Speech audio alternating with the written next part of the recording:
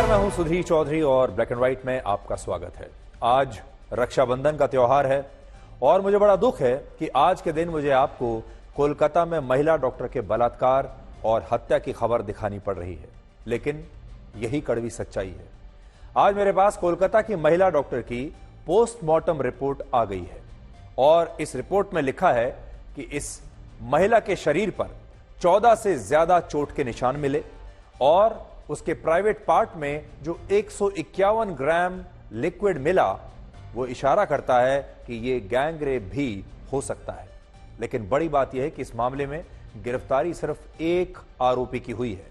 तो फिर बाकी के लोग कौन हैं और ये बाकी के लोग अभी तक कैसे बचे हुए हैं? एक और बड़ा सवाल यह है कि इस महिला डॉक्टर के शव का बहुत जल्दबाजी में अंतिम संस्कार किया गया। आज इस बारे में भी हम सवाल पूछेंगे और हमारी पूरी कोशिश होगी कि इस महिला डॉक्टर को इंसाफ जरूर मिले। आज के हालात में रक्षाबंधन का यह त्योहार पहले से कहीं ज्यादा प्रासंगिक है। भारत के करोड़ों भाई अपनी बहनों को आज के दिन रक्षा का वचन देते हैं, लेकिन रक्षा से भी जरूरी है महिलाओं के लिए सम्मान। अगर हमारे देश के पुरुषों ने हर महिला का दिल से सम्मान करना शुरू कर दिया तो रक्षा अपने आप हो जाएगी। लेकिन सबसे पहले हम आपको यह बताएंगे कि क्या कोलकाता में 8 और 9 अगस्त की रात को 31 वर्ष की महिला डॉक्टर का गैंग रेप हुआ था। और इस समय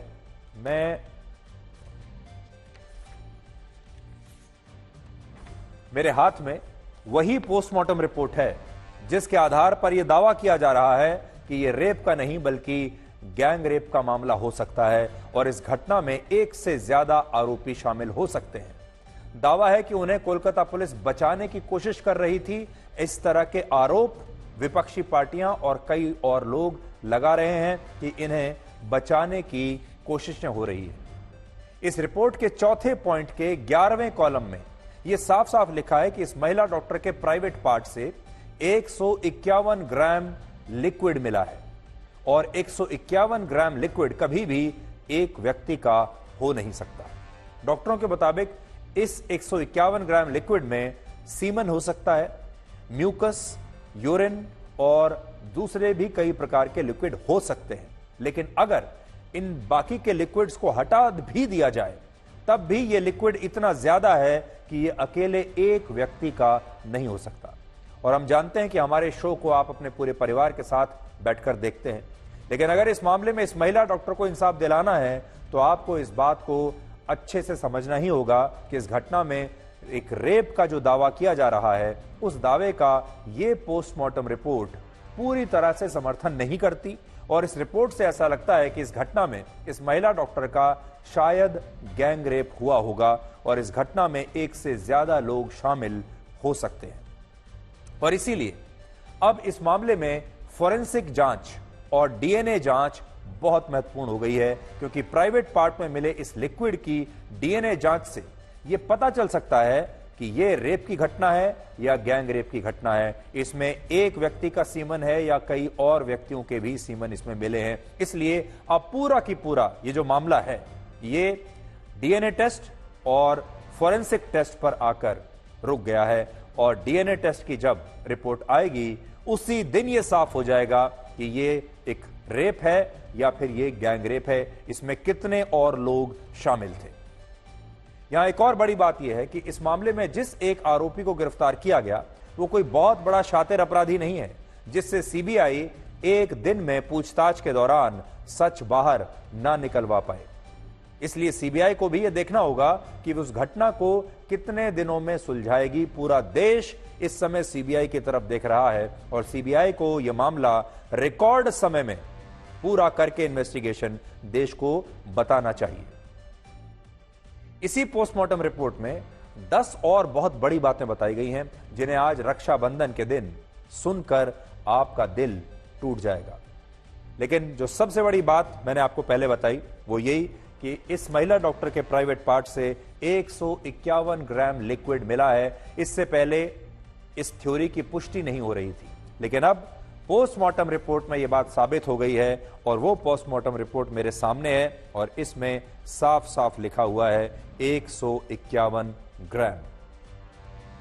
तो ये अब पुष्ट हो चुकी है बात लेकिन इसके अलावा इस पोस्टमार्टम रिपोर्ट में और क्या लिखा है वो अब आपको बताते हैं। इसमें लिखा है, इस घटना के बाद इस डॉक्टर के शव पर 14 से ज्यादा चोटों के निशान मिले। दूसरा, इस डॉक्टर की हत्या गला घोंटकर की गई और चिल्लाने से इसे रोकने के लिए डॉक्टर के गले को लगातार दबाया गया, जिससे उसके गले का थायराइड कार्टिलेज टूट गया। यानी उसने बड़ी कोशिश की होगी कि वो मदद के लिए चिल्लाए, लेकिन उसका गला घोंट दिया गया। तीसरी बात, उसके प्राइवेट पार्ट में भी चोट के गहरे निशान मिले। चौथा, सिर में इस तरह की चोटें थीं जिनसे लगता है कि घटना के दौरान मुंह बंद करने के लिए इस डॉक्टर का सिर पकड़कर उसे दीवार से घसीटा गया। पांचवा, उसके पेट, होंठ, उंगलियों और बाएं पैर पर भी चोट के गहरे निशान थे। चश्मे के शीशे टूटकर आंखों में घुस गए थे, जिससे दोनों आंखों और मुंह से लगातार खून निकल रहा था और नाक से भी खून बह रहा था। चेहरे पर नाखूनों से बने खरोंच के निशान थे और इससे पता चलता है कि घटना के दौरान इस महिला डॉक्टर ने खुद को बचाने के लिए कितना संघर्ष किया होगा।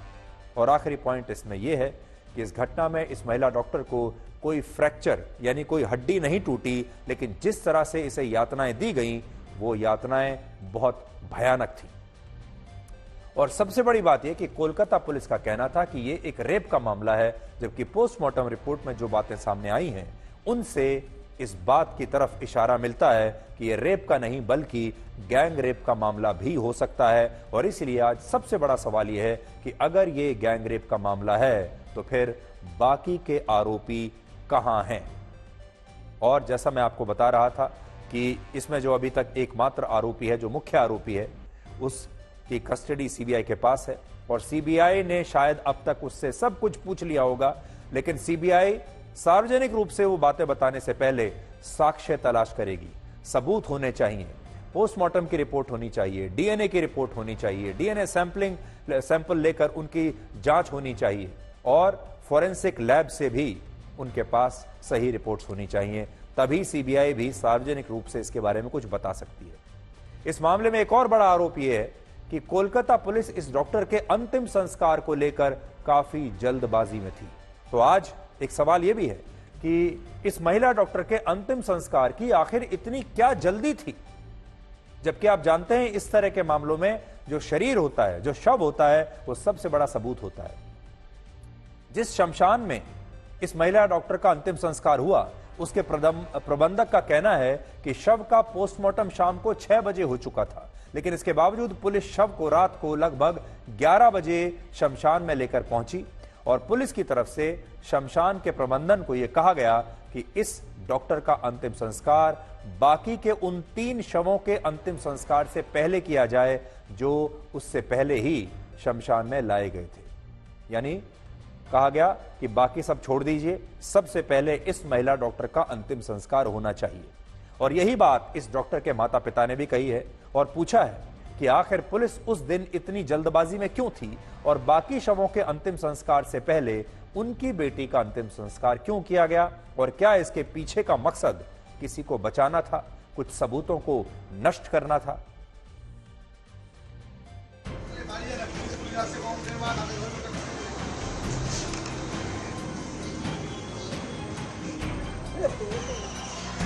बारह बजे के बाद वो बॉडी आए थे। बॉडी के डिकम्पोज होने का बहुत चांस था, क्योंकि पोस्टमार्टम सचराचर 6 बजे करीब जितना पोस्टमार्टम होता है सब लोग आ जाते हैं, लेकिन ये 12 बजे के बाद काटा छेड़ा हुआ है। और हम लोग का लोकल लड़की और डॉक्टर भी था, इसीलिए हम लोग उसको 2 बॉडी के पहले पुलिस भी था। इतना कंजेस्टेड एरिया हो गया था, पुलिस आदमी से ज़्यादा पुलिस था, एमएलए भी था, काउंसलर भी था। जब हम रजिस्ट्री किया तो उसका मम्मी भी नहीं था उधर। मम्मी भी अगर बोलते जे हम लोग को लाइन में करो तो हम लोग लाइन में करते, लाइन में कुछ नहीं बोला था। और बॉडी पोस्टमार्टम हम लोग चाहते हैं जितना जल्दी हो जाए ऐसे ही, इसीलिए 2 बॉडी के पहले पुलिस भी बोला था हम लोग को बॉडी अभी मत करो, ताकि अभी हम लोगों का एक बॉडी आ रहा है। तो ठीक है, 2 बॉडी आया था, हम लोग बोला रुको, हम लोग को एक बॉडी है, हम लोग को लोकल एक बॉडी है, ऐसा आदमी है, तो वो लोग मान लिया। ये भी उसको मामा पापा भी कुछ नहीं बोला है, तो हम लोग थोड़ा पहले उसको सहानुभूति के लिए उसको पहले थोड़ा छोड़ दिया। अंतिम संस्कार की जो बात आ रही है कि जबरन करवाया गया, क्या ऐसा है कि आप लोग नहीं चाहते थे तुरंत अंतिम संस्कार हो और करवा दिया गया? तो जो क्रिमिनेशन घाट का बारे में बोलता है, श्मशान घाट के बारे में, उधर 3 बॉडी पड़ा हुआ था, लेकिन उसका पहले ही हमारा लड़की का बॉडी जला दिया गया। क्यों, क्या वजह थी ऐसी? आप लोगों ने मना नहीं किया? आप लोग भी तो थे वहाँ पे। नहीं, इसमें तो क्या, उस टाइम में तो हम लोग तो क्या बोले, हम लोग तो पूरा चूर हो गया। हम उसके तो मेरा क्या बोलेंगे उसको। আমি অ্যাসিস্ট্যান্ট সুপার বলছি, আপনার মেয়ে সুইসাইড করেছে। বৃহস্পতিবার ডিউটি গেছে, শুক্রবার 10:53 তখন ফোন আসে প্রথম। প্যান্ট ট্যান্ট গুলো সব খোলা ফেলা ছিল, গায়ে শুধু একটা জামা ছিল, চাদর দিয়ে মোড়ানো ছিল, হাতটা এরকম ভাঙা ছিল, এখানে চোখ দিয়ে রক্ত পড়ছিল, মুখ দিয়ে রক্ত পড়ছিল। तो एक बड़ी बात यह है कि वैसे भी हिंदू रीति रिवाजों के हिसाब से उस समय पर अंतिम संस्कार यानी रात में लगभग 11:30 बजे 12 बजे अंतिम संस्कार नहीं किया जाता। लेकिन जैसा कि अभी आपने देखा, पहली बार हमने आपको शमशान में मौजूद उस व्यक्ति का बयान सुनवाया है जो खुद उस समय वहां पर मौजूद था और जिसने ये सारी जानकारी उस महिला डॉक्टर के अंतिम संस्कार के बारे में बताई है। और यह अंतिम संस्कार हुआ है रात में लगभग 11:30 बजे के आसपास। तो आप सोच लीजिए, 11:30 बजे रात में अंतिम संस्कार किया गया है, जबकि उसे अगले दिन भी किया जा सकता था। बलात्कार और हत्या के मामलों में क्राइम सीन से भी बड़ा सबूत असल में पीड़ित का शव होता है। और अक्सर हमने कई मामलों में देखा है कि जब पुलिस अपना काम ठीक से नहीं करती या उस पर किसी को बचाने का दबाव होता है तो वो पीड़ित के शव का बहुत जल्दबाजी में अंतिम संस्कार करवा देती है। और ऐसा हमने उत्तर प्रदेश में हाथरस के गैंगरेप की घटना में भी देखा था और अब यही आरोप इस मामले में भी लग रहे हैं। सबसे बड़ी बात यहां यह कि कलकत्ता हाई कोर्ट ने इस मामले की जांच सीबीआई को तब सौंपी जब इस महिला डॉक्टर के शव का अंतिम संस्कार हो चुका था और क्राइम सीन पर भी लगभग 100 घंटों से कोलकाता की पुलिस जांच कर रही थी। और बाद में जब यह मामला 13 अगस्त को सीबीआई को सौंपा गया तब इस वारदात की कहानी पूरी तरह से पलट चुकी थी और इसलिए अब ये जितनी भी बातें सामने आ रही हैं उनसे कई गंभीर सवाल खड़े होते हैं। तो अब आप देखिए, क्राइम सीन कोलकाता पुलिस की निगरानी में था, हो सकता है तब सबूत मिटा दिए गए हों। दूसरी बात, उसके बाद अस्पताल पर हमला हुआ, हजारों की भीड़ आई, उन्होंने वहां पर हमला किया। अब कहा तो यही जा रहा है कि वो क्राइम सीन तक नहीं पहुंची थी भीड़, लेकिन उसमें भी बहुत सारी तरह की बातें की जा रही हैं और अब बॉडी भी नहीं है। तो सीबीआई को असल में जब ये केस मिला है उससे पहले ही बहुत पानी बह चुका था, यानी सीबीआई उस स्टेज में आने के बाद भी क्या कर लेती। और सीबीआई का दुर्भाग्य असल में यही है कि सीबीआई को जब भी कोई केस मिलता है उससे पहले पुलिस पूरी ताकत लगा चुकी होती है और वहां पर सबूत या तो ठीक से पहले इन्वेस्टिगेशन होता नहीं है या सबूत मिट चुके होते हैं। सबसे बड़ी बात यह कि इस मामले में कोलकाता पुलिस ने जो जांच की और अभी सीबीआई जो जांच कर रही है उसमें जमीन आसमान का अंतर है और वो दिखता है। कोलकाता पुलिस ने अपनी जांच के दौरान एक बार भी इस मेडिकल कॉलेज के पूर्व प्रिंसिपल डॉक्टर संदीप घोष से पूछताछ नहीं की। पूर्व प्रिंसिपल इसलिए कह रहा हूं कि जब यह वारदात हुई तब वही प्रिंसिपल थे, बाद में उन्हें वहां से हटा दिया गया। जबकि सीबीआई इसी प्रिंसिपल से पिछले 4 दिनों से 4 बार पूछताछ कर चुकी है। इनमें 16 अगस्त को 17 घंटे पूछताछ हुई, 17 अगस्त को 12 घंटे, 18 अगस्त को 14 घंटे और आज भी सीबीआई सुबह 9 बजे से लगातार अपने दफ्तर में इस प्रिंसिपल से पूछताछ कर रही है, जिससे इस घटना में इस प्रिंसिपल की भूमिका को लेकर कई शक पैदा होते हैं, जिनमें एक सवाल यह भी है कि सीबीआई को इस प्रिंसिपल के बारे में ऐसा क्या पता चला है कि वो आरोपी संजय रॉय से भी ज्यादा अब प्रिंसिपल की जांच कर रही है और इससे लगातार पूछताछ हो रही है। जैसा मैंने आपको बताया, आरोपी जो है इसमें संजय रॉय, वो तो सीबीआई की कस्टडी में पहले से ही है। सीबीआई उससे पूछताछ कर चुकी होगी और सीबीआई के लिए संजय रॉय जैसे लोगों से एक दिन में सारी बातें उगलवाना कोई बड़ी बात नहीं है। और हो सकता है कि संजय रॉय ने सीबीआई को पूरी कहानी अब सब कुछ साफ साफ बता दी हो, सीबीआई के पास पूरी कहानी सामने आ चुकी हो। सिर्फ फर्क इतना है कि हमें और आपको, देश के लोगों को अभी यह नहीं पता चला है कि संजय रॉय ने सीबीआई को अंदर बंद कमरे में पूछताछ के दौरान क्या बताया है, इसके पीछे कौन लोग थे, क्या और भी लोग शामिल थे, क्या ये गैंग रेप था, और संजय रॉय को भी बचाने की कोशिश कौन कर रहा है। सूत्रों के मुताबिक अब तक की पूछताछ में इस प्रिंसिपल ने सीबीआई को जितने भी बयान दिए उन सभी में काफी विरोधाभास दिखता है, और इस पर यह भी आरोप है कि इसने घटना के बाद अपने मोबाइल फोन का डेटा डिलीट किया। इसलिए बड़ी बात, प्रिंसिपल का नाम है संदीप घोष, और यह कहा जा रहा है कि संदीप घोष ने इस घटना के बाद अपने मोबाइल फोन से डेटा डिलीट कर दिया। अब देखिए, डेटा कौन डिलीट करता है? वही करता है जिसके पास छुपाने के लिए कुछ होता है। इससे ऐसा लगता है कि इस प्रिंसिपल ने इस वारदात में कुछ बड़ा सच छिपाने की कोशिश तो की है। सबसे बड़ी बात यह कि इस प्रिंसिपल को मुख्यमंत्री ममता बनर्जी की पार्टी के काफी करीब माना जाता है, और यह आरोप कई लोग लगा रहे हैं। इस मेडिकल कॉलेज के पूर्व डिप्टी सुपरिटेंडेंट अख्तर अली का आरोप है कि डॉक्टर संदीप घोष एक प्रिंसिपल के भेष में एक माफिया था, जिसने इस मेडिकल कॉलेज और अस्पताल को अपना एक साम्राज्य बनाकर रखा था। आरोपों के मुताबिक यह प्रिंसिपल इस मेडिकल कॉलेज में होने वाले सभी कामों में 20% का कमीशन लेता था, यानी इस मेडिकल कॉलेज में भ्रष्टाचार चल रहा था। सरकारी दवाइयों की खरीद में घोटाले करता था यह प्रिंसिपल, छात्रों को पास कराने के लिए उनसे रिश्वत लेता था, और कुछ छात्रों को उनके गेस्ट हाउस में शराब की डिलीवरी भी करवाता था। और इस प्रिंसिपल पर सबसे बड़ा आरोप यह है कि वो मानव अंगों की तस्करी का एक बहुत बड़ा रैकेट चला रहा था, जिसमें पोस्टमार्टम हाउस में रखे गए शवों से भी छेड़छाड़ की जाती थी। यानी अगर आप ये आरोप देखेंगे तो ऐसा कौन सा आरोप है जो इस अस्पताल पर, इस मेडिकल कॉलेज पर ना लगा हो और इसके प्रिंसिपल पर ना लगा हो? इससे बड़ा और क्या आरोप हो सकता है? यहां पर पॉर्न वीडियोस शूट होते थे, यह आरोप वहां पर लग चुका है। यहां पर मानव अंगों की तस्करी हो रही है, यह आरोप लग रहा है। छात्रों को पैसा लेकर पास किया जाता है, यह आरोप लग रहा है। इसके अलावा उस मेडिकल कॉलेज में जो भी काम होता था उसमें 20% की कमीशन खाई जाती थी, भ्रष्टाचार का आरोप भी लग रहा है। यहां तक कि छात्रों के कमरों में शराब पहुंचाने के भी आरोप लग रहे हैं, यानी इस मेडिकल कॉलेज में शराब भी बिकती थी। अब और क्या बचा है? इससे भी बड़ा आरोप यह है कि अगर ममता बनर्जी की सरकार इस डॉक्टर पर मेहरबान न होती तो यह डॉक्टर शायद कभी इस मेडिकल कॉलेज का प्रिंसिपल बनता ही नहीं। आरोपों के मुताबिक फरवरी 2021 में जब संदीप घोष को प्रिंसिपल बनाया गया, तब चयन प्रक्रिया में इस डॉक्टर को 16वां स्थान मिला था, यानी जो लिस्ट निकली उसमें इसका नंबर था 16वां, और मेरिट के हिसाब से संदीप घोष का प्रिंसिपल बनना लगभग असंभव था। असंभव नहीं तो मुश्किल तो बहुत था। लेकिन बहुत सारे लोगों का आरोप है कि नियमों के विरुद्ध उस समय डॉक्टर संदीप घोष को कोलकाता के इतने बड़े मेडिकल कॉलेज और अस्पताल की जिम्मेदारी सौंप दी गई।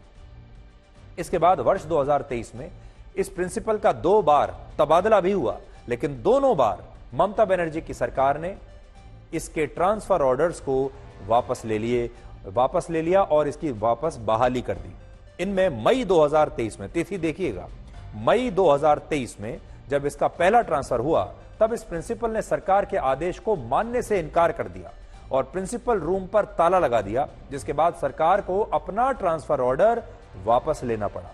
इसके बाद सितंबर 2023 में भी इस प्रिंसिपल के ट्रांसफर का ऑर्डर आया था, लेकिन तब भी कुछ डॉक्टरों के विरोध के बाद ममता बनर्जी की सरकार ने अपने आदेश को वापस ले लिया। और सबसे बड़ी बात यह कि जिन जूनियर डॉक्टर्स और छात्रों ने इस प्रिंसिपल का ट्रांसफर रुकवाने के लिए विरोध प्रदर्शन किया था, उन सभी के संबंध टीएमसी से थे।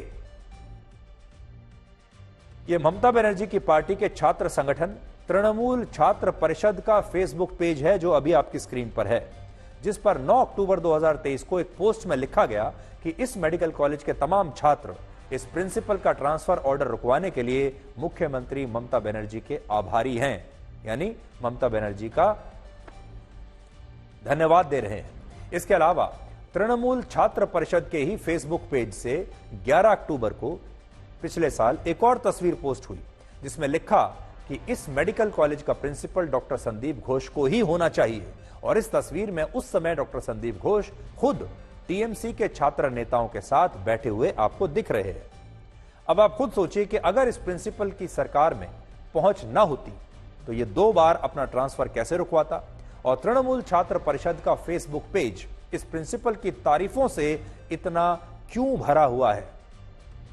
ये तारीफों के पुल जो बांधे गए हैं इस फेसबुक पेज पर, इससे आपको यह पता चलेगा कि इस पार्टी और इस प्रिंसिपल के बीच बड़े मधुर संबंध रहे होंगे। सोचने वाली बात यह कि इस प्रिंसिपल का दोनों बार ट्रांसफर तब रुका जब पश्चिम बंगाल की स्वास्थ्य मंत्री स्वयं ममता बनर्जी ही थीं। एक और बड़ी बात आगे बढ़ने से पहले मैं आपको बता दूं कि ममता बनर्जी हैं तो सरकार में, लेकिन धरना प्रदर्शन इस तरह से कर रही हैं जैसे वो विपक्ष की नेता है। ममता बनर्जी पश्चिम बंगाल के मुख्यमंत्री हैं, इसलिए पहली जिम्मेदारी तो उनकी बनती है। अगर जब उत्तर प्रदेश में कोई बलात्कार का मामला होता है और उसमें पहली जिम्मेदारी योगी आदित्यनाथ की बन जाती है, तो उसी लिहाज से पश्चिम बंगाल में अगर बलात्कार और हत्या हुई है तो उसकी भी पहली जिम्मेदारी मुख्यमंत्री की ही होनी चाहिए। अगर योगी आदित्यनाथ की जिम्मेदारी बनती है तो ममता बनर्जी की भी बनती है, उन्हीं सिद्धांतों के हिसाब से। यहां पर ममता बनर्जी पश्चिम बंगाल की गृह मंत्री भी हैं, यानी पुलिस उन्हें रिपोर्ट करती है। तीसरा, स्वास्थ्य मंत्री भी वही हैं। तो अब जब वो विरोध प्रदर्शन कर रही हैं, कई दिन से लगातार बयान दे रही हैं, उनके पार्टी के नेता बयान दे रहे हैं, तो वो बयान और विरोध प्रदर्शन आखिर किसके खिलाफ हैं? वो किसका विरोध कर रही हैं? पूरी सत्ता तो उनके हाथ में है, सारे मंत्रालय उनके हाथ में है, तो ये विरोध किसका है? गलतियां किसकी निकाल रही हैं? और इसीलिए सोचिए, अगर ममता बनर्जी ने इस प्रिंसिपल का ट्रांसफर रुकवाने के आदेश दिए तो क्या जब इस महिला डॉक्टर के बलात्कार और हत्या के मामले में इसी प्रिंसिपल की भूमिका पर सवाल उठे, तब ममता बनर्जी की पुलिस इस प्रिंसिपल की निष्पक्ष जांच क्या कर सकती थी?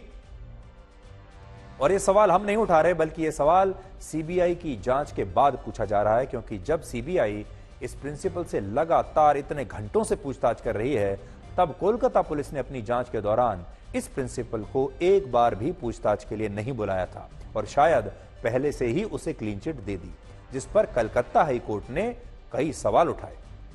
एक और बड़ा सवाल यह कि जिस प्रिंसिपल ने पिछले साल 2 बार अपना ट्रांसफर ऑर्डर रुकवाया, उसके विरोध में अपने प्रिंसिपल ऑफिस पर उसने ताला तक लगा दिया। उस डॉक्टर ने इस घटना के बाद 12 अगस्त को इतनी आसानी से इस्तीफा कैसे दे दिया? जो एक बार भी ट्रांसफर का ऑर्डर मानने को तैयार ना हो, जो ट्रांसफर होने के बाद भी कॉलेज छोड़कर ना जाए, जिसने अपने रूम पर ताला लगा दिया हो, वो इतनी आसानी से इस्तीफा देकर चला गया। और स्वास्थ्य मंत्री ममता बनर्जी ने भी इस इस्तीफे के बाद इस डॉक्टर को अगले 12 घंटे में कलकत्ता नेशनल मेडिकल कॉलेज और अस्पताल का नया प्रिंसिपल नियुक्त भी कर दिया। तो ये कैसी सजा हुई? अगर ममता बनर्जी कहती हैं या वहां की सरकार कहती है कि हमने इस प्रिंसिपल को हटा दिया, तो ये ऐसा लगता है कि उन्होंने एक्शन लिया उसके खिलाफ, उसकी कुछ गलती निकली होगी। लेकिन आपने उसका तबादला किया, हटाया और दूसरी जगह का प्रिंसिपल बना दिया। जो एक कॉलेज का प्रिंसिपल होने के काबिल नहीं है, वो दूसरे कॉलेज का प्रिंसिपल कैसे बना? ये एक ऐसा सवाल है जिस पर मुख्यमंत्री ममता बनर्जी के फैसले पर सवाल खड़े होते हैं, और ये बात खुद हाई कोर्ट ने कही है। और इस डॉक्टर को अदालत ने उसके बाद अपने आदेश में घर बैठने के लिए कह दिया था।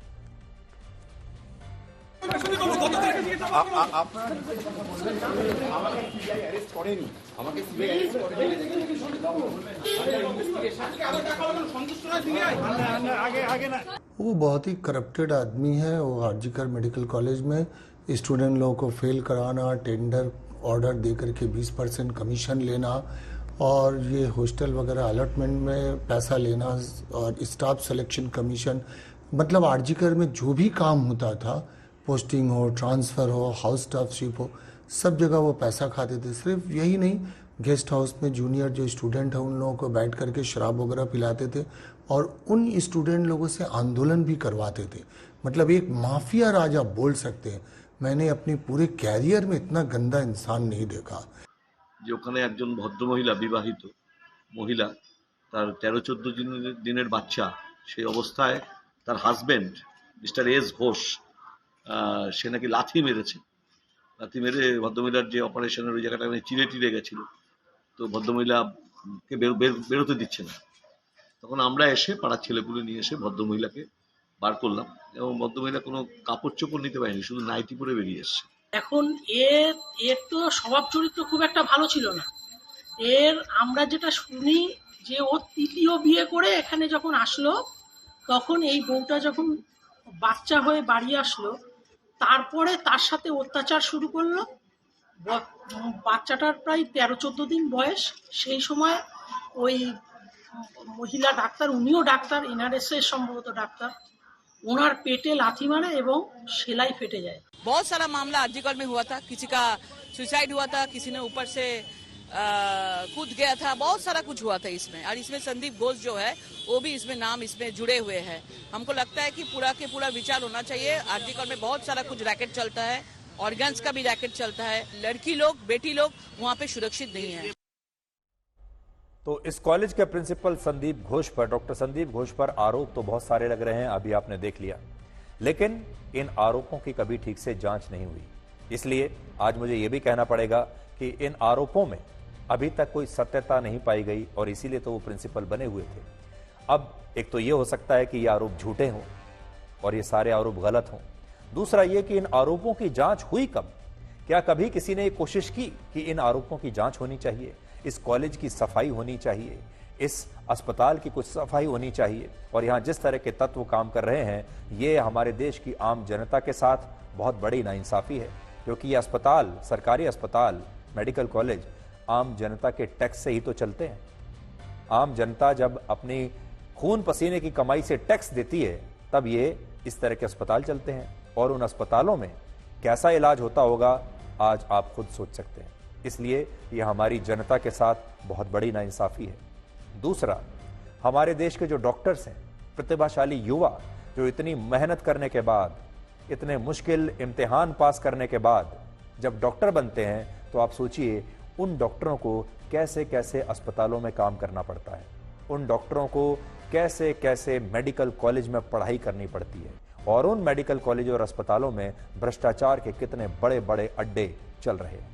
सब आरोप हैं, लेकिन हम चाहेंगे कि इन आरोपों की जांच होनी चाहिए और पता चलना चाहिए कि इन आरोपों में कितनी सच्चाई है। अब इस सवाल पर आते हैं कि क्या यह घटना वाकई में अस्पताल के सेमिनार हॉल में ही हुई थी, या बलात्कार और हत्या के बाद इस महिला डॉक्टर के शव को सेमिनार हॉल में एक साजिश के तहत रखा गया? और क्या इस मेडिकल कॉलेज के पूर्व प्रिंसिपल डॉक्टर संदीप घोष इस घटना को पुलिस के साथ मिलकर आत्महत्या का मामला बनाना चाहते थे?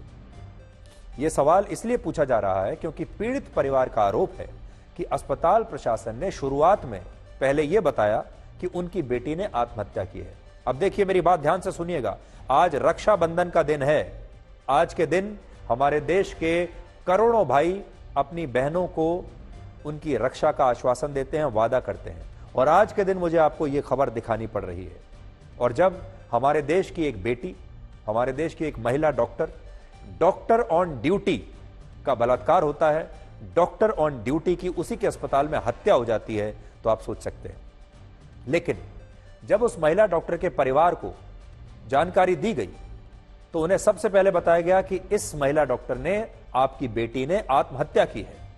और सीबीआई का मानना है कि अगर अस्पताल प्रशासन ने इस वारदात को आत्महत्या मान लिया, तो इसमें प्रिंसिपल की सहमति तो जरूर रही होगी, क्योंकि बिना प्रिंसिपल की सहमति के कोई भी अस्पताल की तरफ से या कॉलेज की तरफ से महिला डॉक्टर के माता पिता को और परिवार को यह नहीं कहेगा कि आपकी बेटी ने आत्महत्या की है। दूसरा, सीबीआई इस प्रिंसिपल से यह जानने की कोशिश कर रही है कि इस वारदात के बाद सेमिनार हॉल के पास वाले कमरों में कंस्ट्रक्शन कराने का आदेश किसने दिया था। और यह सवाल बहुत महत्वपूर्ण है, क्योंकि इससे यह खुलासा हो सकता है कि क्या यह घटना सेमिनार हॉल की जगह कहीं उसी कमरे में तो नहीं हुई थी जिसकी दीवार के निर्माण के लिए, पुनर्निर्माण के लिए उस दीवार को तोड़ा गया था। यानी वहीं पर उस सेमिनार हॉल के आसपास इस अस्पताल में कंस्ट्रक्शन का काम शुरू हो गया। यह सवाल इसलिए उठ रहा है क्योंकि सेमिनार हॉल में बलात्कार और हत्या होने की जानकारी पुलिस ने दी थी। हमें नहीं पता कि कहां हुआ, और अभी इस मामले में पुलिस की जांच शक के घेरे में है। और पीड़ित परिवार के वकील ने दावा किया है कि सीबीआई को ऐसे सुराग मिले जिनसे ऐसा लगता है कि यह वारदात अस्पताल के किसी और हिस्से में हुई थी, लेकिन बाद में शव को सेमिनार हॉल में एक साजिश के तहत पूरी प्लानिंग के साथ वहां रख दिया गया। और सोचिए, हम सब ये सोचते रहे अब तक, अगर ये सही है तो सारी जांच होगी सेमिनार हॉल की, उसे क्राइम सीन मान लिया जाएगा। सारे लोग कंफ्यूज हो जाएंगे कि सेमिनार हॉल में यह मामला हुआ है और घटना कहीं और हुई है, और जहां घटना हुई है तब तक वहां के सारे सबूत उस क्राइम सीन से मिटा दिए जाएंगे। यह भी तो हो सकता है। देखिए, जब कोई मर्डर होता है और इस तरह की घटना होती है तो बहुत सारी थ्योरीज चलती हैं, शक भी होता है। इसीलिए जितनी भी थ्योरीज हैं, जो बात कही जा रही हैं, वो सब हम आपके सामने पेश कर रहे हैं। अभी तो जो निकल रहा है आसपास से अखबार में निकला, सीबीआई को ये शक हुआ है कि मर्डर वहां पर नहीं हुआ, दूसरी जगह पर मर्डर होके बॉडी वहां पर डाल दिया। अगर ये है तो ये बहुत गंभीर बात है। तो हमें चाहिए जितना जल्दी हो सीबीआई ठीक ढंग से जांच करे और ठीक नतीजे में पहुंचे। अस्पताल से पीड़ितों को, माँ बाप को जो बात बताया कि आपका बच्चा बीमार है, ये बताना सही नहीं था। जब उन्हें पूछे किस तरीके से बीमारी है तो बताइए, मेरे बच्चे सुस्त था बिल्कुल। तब आधा घंटा बाद बताया कि आ जाइए, आपके बच्चे सुसाइड किया है। अस्पताल है, हर पास डॉक्टर लोग हैं, एक जो शरीर वहाँ पड़ी है वो देख के जो बता सकते हैं कि ये सुसाइड केस नहीं है, ये मर्डर केस था। फिर भी उन्होंने सुसाइड बनाने का जो कोशिश किया, इसी आधार पर पुलिस ने भी ये छप्पा लगाया। हमारी शक इस तरह से है, जिस ढंग से पुलिस को ये जांच करना चाहिए था, साइंटिफिक ढंग से ये नहीं किया। वो एक सिविक के वॉलंटियर को पकड़ लिया, बता दिया कि हम जो दोषी है उसको पकड़ लिया। चीफ मिनिस्टर सवाल उठाया कि हम दोषी को पकड़ लिया। इस सब के बीच सीबीआई ने आरोपी संजय रॉय का एक साइकोलॉजिकल टेस्ट करवाया है, जिससे पता चलेगा कि इस विभत्स अपराध के दौरान इस आरोपी की मानसिकता और मनोस्थिति क्या थी। और सीबीआई इस घटना का सच जानने के लिए इस आरोपी का एक लाई डिटेक्टर टेस्ट भी करवा सकती है, जिसके लिए कोर्ट से अनुमति मांगी गई है। और सीबीआई इस मेडिकल कॉलेज के पूर्व प्रिंसिपल डॉक्टर संदीप घोष का भी एक लाई डिटेक्टर टेस्ट करवा सकती है, क्योंकि डॉक्टर घोष ने भी पूछताछ के दौरान लगातार अपने बयान बदले हैं, जिससे लगता है कि इस प्रिंसिपल ने कुछ तो छिपाया है। और अगर कोलकाता पुलिस किसी को इस मामले में बचाना चाहती थी तो वो ये प्रिंसिपल ही क्यों, क्योंकि इस प्रिंसिपल पर ममता बनर्जी की सरकार काफी मेहरबान रही है। हालांकि हम इन आरोपों की अभी इस स्थिति में, इस स्टेज में पुष्टि नहीं कर सकते, जैसा मैंने आपको बताया, क्योंकि इन आरोपों की जांच ही नहीं हुई। जब जांच होगी तो पता चलेगा कि ये आरोप सही है या गलत, लेकिन अभी जांच नहीं हुई है, आरोप लग रहे हैं। इस मामले में सीबीआई अब तक कुल 6 लोगों से पूछताछ कर चुकी है, जिनमें आरोपी, जो सबसे बड़े आरोपी हैं संजय रॉय, वो है पूर्व principal doctor Sandip Ghosh, chest department के एचओडी डॉक्टर अरुणाभ दत्ता और कोलकाता पुलिस के वो असिस्टेंट सब इंस्पेक्टर शामिल हैं जिनकी बैरक से ये आरोपी संजय रॉय को गिरफ्तार किया गया था। जिस वक्त पूरा देश कोलकाता की इस महिला डॉक्टर के लिए इंसाफ मांग रहा है, तब ममता बनर्जी की पार्टी के नेता लोगों को धमकियां दे रहे हैं। टीएमसी के बड़े नेता उदयन गुहा ने कहा है कि जो लोग ममता बनर्जी पर उंगलियां उठा रहे हैं, उन उंगलियों को बहुत जल्द तोड़ दिया जाएगा। जबकि टीएमसी के सांसद अरूप चक्रवर्ती ने कहा है कि कोलकाता में जो डॉक्टर इस घटना के खिलाफ आंदोलन कर रहे हैं, वो इस आंदोलन की आड़ में अपने बॉयफ्रेंड के साथ समय बिता रहे हैं। মমতা বন্দ্যোপাধ্যায়ের দিকে আঙুল তুলছেন, নোংরা ভাষায় সোশ্যাল মিডিয়ায় মমতা বন্দ্যোপাধ্যায়কে গালাগালি করছেন। যারা আঙুল তুলে মমতা বন্দ্যোপাধ্যায়ের পদত্যাগ চাইছে, সেই আঙুলগুলোকে চিহ্নিত করে সেই আঙুলগুলোকেও ভেঙে দেওয়ার বন্দোবস্ত করতে হবে। নাহলে পরে এরা বাংলাকে একটা নতুন করে বাংলাদেশ করবার চেষ্টা করবে, কিন্তু ওরা জানে না হাসিনা যে ভুল করেছে, মমতা বন্দ্যোপাধ্যায় সেই ভুল করবে না, করেনি। তাই আরজি করে ওইভাবে ভাঙচুর করার পরেও পুলিশ কিন্তু গুলি চালায়নি। জনরোষ হবে যদি হাসপাতালে রোগী মারা যায়, ডাক্তাররা যদি ডাক্তারি না করে অবরোধের নাম করে বাড়ি চলে যায়, যদি বয়ফ্রেন্ড নিয়ে ঘুরতে যায়, তাহলে তো অটোমেটিক হবেই। রোগী যদি বিনা চিকিৎসায় হাসপাতালে মারা যায়, তাহলে মানুষ কি ছেড়ে দেবে গ্রামের মানুষ? इस साल जब लोकसभा का चुनाव हुआ, तब ममता बनर्जी ने यह पूरा चुनाव लोकतंत्र और संविधान को बचाने के नाम पर लड़ा था। लेकिन सोचिए ये कैसा लोकतंत्र और संविधान है जिसमें इस रेप की पीड़िता के लिए इंसाफ मांगने वाले डॉक्टरों को ममता बनर्जी की पार्टी के नेता धमका रहे हैं और कहते हैं कि ये महिला डॉक्टर आंदोलन में असल में अपने बॉयफ्रेंड के साथ घूमने आई है। और यहां बात सिर्फ डॉक्टरों की नहीं है। टीएमसी के राज्यसभा सांसद सुखेंदु शेखर ने भी मांग की है कि सीबीआई को इस मामले में कोलकाता पुलिस के बड़े अधिकारियों से पूछताछ करनी चाहिए। लेकिन इस मांग के लिए कोलकाता पुलिस ने टीएमसी के ही इस सांसद को नोटिस भेज दिया और उनके खिलाफ कार्रवाई शुरू कर दी। Question of reinstatement does not arise. He would have been arrested on the very first day, because first of all, why has he not been arrested? Why has he not been arrested? That is the moot question. Because he is the administrative head of the RG Corps. Are you asking for his arrest Yes, then? of course. It is your government. Yes, of course. What do you say does matter then? Irrespective of government, it is the duty incumbent of the authorities concerned that whosoever is the administrative head, he must be booked first. Who send the information that your daughter has committed suicide? BJP ने मुख्यमंत्री ममता बनर्जी के इस्तीफे की मांग की है और कांग्रेस ने भी इस बात का विरोध किया है कि ममता बनर्जी की सरकार डॉक्टरों को विरोध प्रदर्शन करने से रोक रही है। हालांकि टीएमसी भी कांग्रेस पर यह सवाल पूछ रही है, कांग्रेस से पर यह आरोप लगा रही है कि क्या वो कर्नाटक में अपने मुख्यमंत्री सिद्धारमैया पर लग रहे घोटालों के आरोपों के लिए उनका इस्तीफा मांगेगी। आज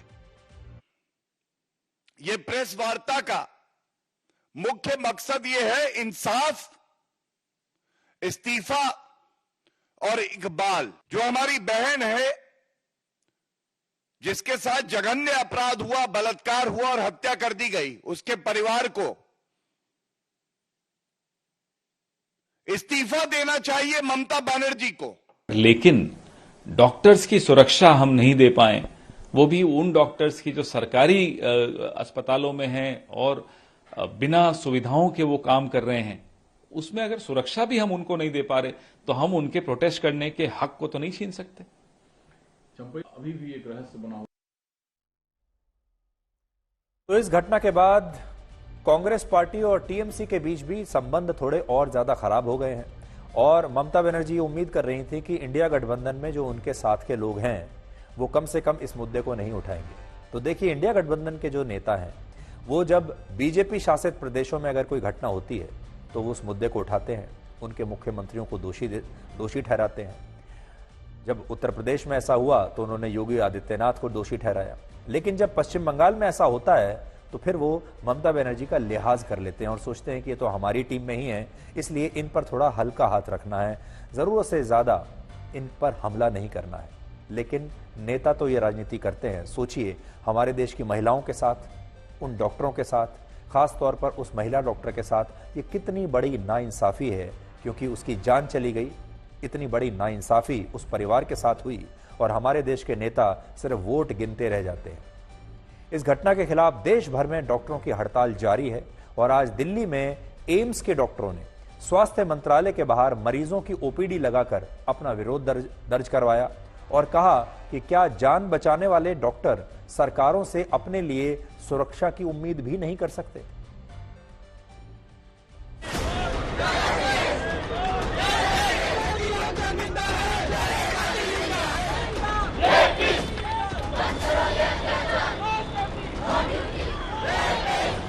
सबसे बड़ा बात वो सोचती क्या है, कौन उसको बिठाए? हम लोग बिठाए, उसको कोई पुलिस नहीं बिठाए, उसको कोई नेता मंत्री नहीं बिठाए। हम लोग बिठा सकते हैं, अगर उतार भी सकते हैं, उतार के दिखाएंगे।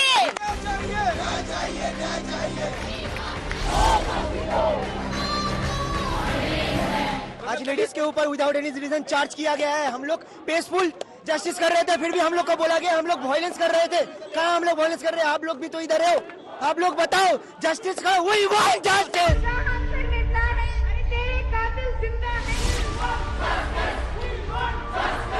If something happened to wrong, if my mother, my sister, we all raise our hand, raise our voice. It's our right. It's our right. Our CM tried to divide us, but it's not possible. Justice! We want justice! We want justice! We want justice! There are female supporters. Have you seen any female police? No female police. How can people come and protest in this city? The city of joy, Kolkata, is said, Tiloktama Kolkata. We have lost our Tiloktama. Already 3 letters containing advisories and instructions have been given to the government, and government's views and action taken report has been sought. I have received the response for 1 letter. I am waiting for the others. More than response to letter, what is more important is action to be taken. The government has to take action, timely action, convincing action, decisive action. CBI is India's prime investigation agencies. I trust they'll do a good job about that. People will get justice. The court is involved in this. The Calcutta High Court is there. Now, the Supreme Court of India, the Chief Justice himself, has taken the lead to hear the case suo motu. We do expect something good will come out of this. Misinformation, rumors, disinformation, everything is there. That should not be encouraged at all. People should be vigilant about that. Kolkata को city of Joy कहा जाता है और आज ये city of Joy city of tears बन गया है। सोचिए, हमारे देश के ये युवा डॉक्टर्स, ये सारे हमारे देश के युवा ही तो हैं। ये युवा डॉक्टर्स आज कितने परेशान हो रहे हैं, कितने चिंतित हैं, असुरक्षित महसूस कर रहे हैं। आज ये क्रोधित हैं। बहुत सारे लोग तो मैंने आपको पहले दिखाया था, रो रहे थे, उनकी आंखों में आंसू थे। जिस देश के युवाओं में इस तरह का क्रोध हो, जिस देश के युवा इंसाफ मांग रहे हो, जिस देश के युवा इतनी पढ़ाई लिखाई करने के बाद, डॉक्टर बनने के बाद भी असुरक्षित महसूस करते हो, जिस देश में और जिस राज्य में डॉक्टर ऑन ड्यूटी का उसके अस्पताल में रेप हो जाए, मर्डर हो जाए, आप सोच सकते हैं। अब आप ये सोचिए, इन सारे डॉक्टर्स को देखिए, क्या अब हमारे देश में संविधान खतरे में नहीं है? क्या अब हमारे देश में लोकतंत्र खतरे में नहीं है? ये चुनाव हमारे देश में इस मुद्दे को लेकर लड़ा गया कि हम लोकतंत्र की रक्षा करेंगे, संविधान की रक्षा करेंगे, क्योंकि ये दोनों खतरे में आ गए हैं। लेकिन आज आप खुद सोचिए, आज ये तस्वीरें देखने के बाद क्या आपको नहीं लगता कि लोकतंत्र और संविधान खतरे में है कोलकाता में और पश्चिम बंगाल में? ऐसा कहीं नहीं होना चाहिए। न सिर्फ पश्चिम बंगाल, किसी भी राज्य में, भारत में, पूरे भारत में ऐसा नहीं होना चाहिए। और हम डॉक्टरों की इस मांग के पूरी तरीके से साथ में हैं और डॉक्टरों को काम करने के लिए एक सुरक्षित स्थान, एक सुरक्षित कार्यालय, एक सुरक्षित अस्पताल मिलना ही चाहिए। सोचिए, आज आप सब रक्षाबंधन का त्योहार मना रहे होंगे, लेकिन उन हजारों लाखों बहनों की पीड़ा कौन समझेगा जिन्हें हर दिन छेड़छाड़, यौन उत्पीड़न और बलात्कार का शिकार होना पड़ता है और उनके भाई चाहकर भी उनकी रक्षा नहीं कर पाते। एक सर्वे के मुताबिक भारत में हर 5 में से 3 महिलाओं के साथ साल में कम से कम एक बार छेड़छाड़ की घटना होती है। बस और ट्रेन में सफर करने से लेकर सड़क पर चलने तक महिलाओं को लेकर भद्दी बातें उनके सामने कही जाती हैं। उनके खिलाफ इस तरह के घिनौने अपराध होते हैं, घिनौने भद्दे मजाक उनके बारे में किए जाते हैं। सबसे बड़ी बात यह कि महिलाओं के खिलाफ होने वाले ज्यादातर अपराधों में बाहर के लोग शामिल नहीं होते, बल्कि वो लोग होते हैं जो पहले से उनके परिचित हैं और अक्सर अपने ही परिवार, रिश्तेदारों और जान पहचान के लोगों में से ही ये कोई ना कोई एक व्यक्ति होता है। आंकड़े देखिए, आज आप चौंक जाएंगे। वर्ष 2022 में भारत में बलात्कार की 31,516 घटनाएं हुई। इनमें 97% घटनाओं में आरोपी महिला के परिचित थे और कई घटनाओं में आरोपी इन्हीं महिलाओं के अपने परिवारों से थे। जो देश आज रक्षाबंधन का त्योहार मना रहा है, उसी देश में 97% बलात्कार अपनी ही जान पहचान और परिवार के लोग कर रहे हैं। इससे भी बड़ी बात यह कि हमारे देश में बलात्कार के मामलों में सिर्फ 27% केस ऐसे हैं जिनमें दोषियों को सजा होती है और बाकी के 73% मामलों में पीड़ित महिलाओं को कभी इंसाफ नहीं मिलता। और इसलिए आज सोचिए, जब 73% रेप के मामलों में आरोपी को सजा ही नहीं मिलती, तो उन कानूनों का, सख्त से सख्त कानून का क्या फायदा जिनमें हमने बलात्कार के मामलों में सजा को बहुत कठोर बना दिया है। आज भी भारत में 31.5% महिलाएं ऐसी हैं जिन्होंने कभी न कभी शारीरिक और यौन हिंसा का सामना किया, लेकिन इनमें से ज्यादातर महिलाएं ऐसी हैं जिन्होंने कभी इसके खिलाफ आवाज नहीं उठाई और पुलिस में इसकी शिकायत भी नहीं की, क्योंकि उनके अंदर इतनी हिम्मत नहीं है। हमारी व्यवस्था ही ऐसी है।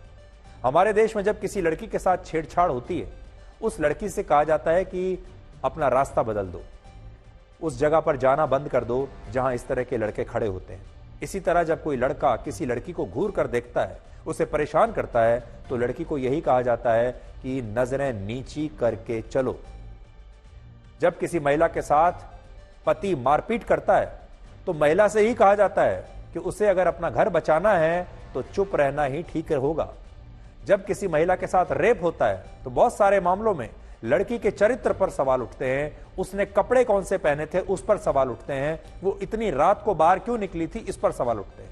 और ये सब कुछ उस देश में है जहां महिलाएं अपने भाइयों की कलाई पर रक्षा का सूत्र बांधकर उनसे अपनी रक्षा करने का वचन लेती। कड़वा सच ये है, जो आरोपी महिलाओं के खिलाफ अत्याचार करते हैं वो भी किसी न किसी के भाई और बेटे होते हैं। इसलिए इसके बावजूद हमारे देश में ऐसी घटनाएं होती हैं, और इसे आज आप एक और घटना से समझ पाएंगे।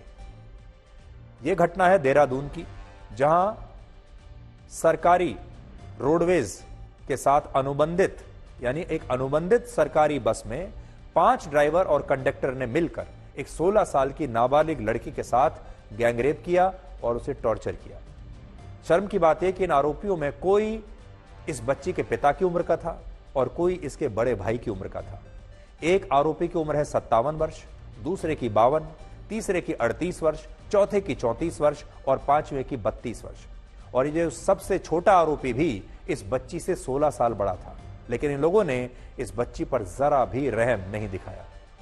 यह घटना 12 और 13 अगस्त की रात को देहरादून के बस स्टैंड पर खड़ी एक बस में हुई, जिसमें गैंगरेप करने वाले कोई और नहीं बल्कि इस बस के ड्राइवर और कंडक्टर थे। सबसे पहले एक बस के ड्राइवर और कंडक्टर ने इस बच्ची का गैंगरेप किया। उसके बाद इसकी जानकारी दूसरे बस के ड्राइवर को दी गई, उसे मिली, तो उसने भी इस बच्ची को अपना शिकार बनाया। और जब यही बात वहां के बस स्टैंड के कैशियर को पता चली, तो उसने भी गैंगरेप किया। और इन लोगों के अलावा बस के क्लीनर ने भी बच्ची को बख्शा नहीं। इससे भी ज्यादा शर्मनाक ये कि 4 दिन तक इस गैंगरेप की किसी को कोई जानकारी नहीं मिली, क्योंकि बच्चे की मानसिक स्थिति ठीक नहीं थी और वो अपने साथ हुई इस हैवानियत के बारे में किसी को कुछ बता भी नहीं पा रही थी। तो आज आप ये देखिए कि हमारे देश में आज आप अपने बच्ची को बस में भी नहीं भेज सकते। आज आप अपनी बच्ची को अगर बस में भी भेजेंगे तो किस तरह के लोग उसके आसपास होंगे, ये आप देख सकते हैं।